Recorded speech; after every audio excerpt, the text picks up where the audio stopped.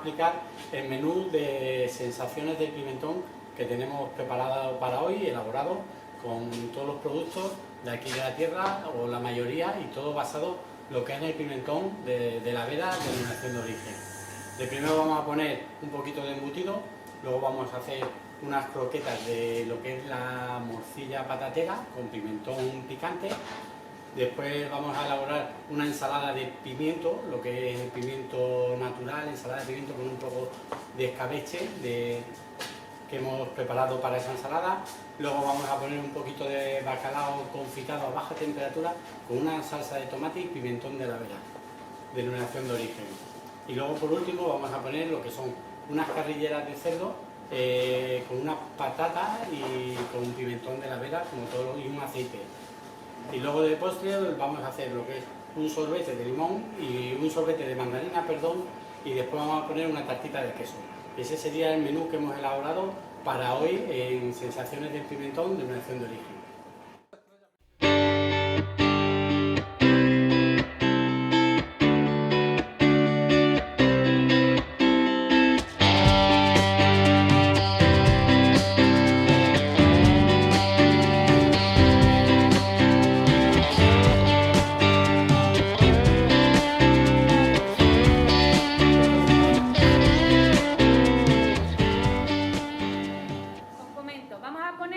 De jamón y unas croquetitas de morcilla de calabaza y de jamón de denominación de origen, ¿vale?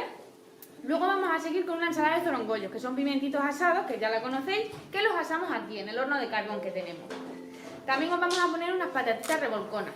Uno de los ingredientes importantes de las patatas revolconas, como bien conocemos, son el pimentón. Muy rico.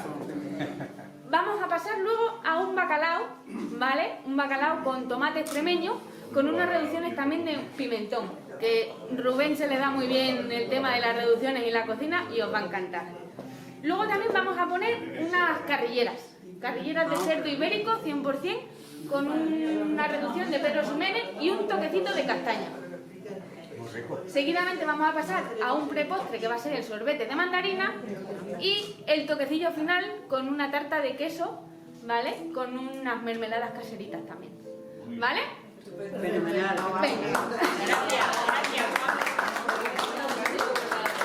Sí, no se preocupe.